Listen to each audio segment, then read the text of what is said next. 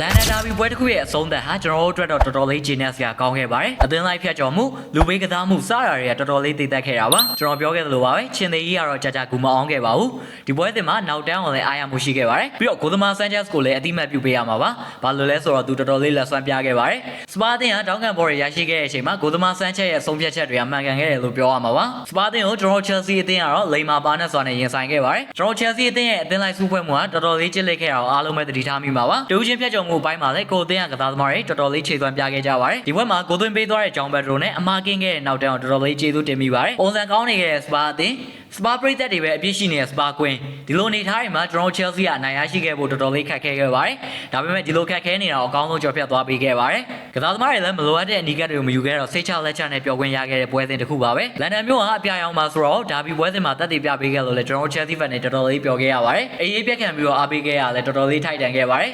ခုလိုမျိုးစုံတီရှိယူသွားပေးတဲ့တရားချင်းသေးအောင်လည်းကျေးဇူးတင်ပါတယ်ကျွန်တော်ရဲ့ sport ကို like and follow လေးလုပ်သွားဖို့လည်းပြောချင်ပါတယ်ခင်ဗျာ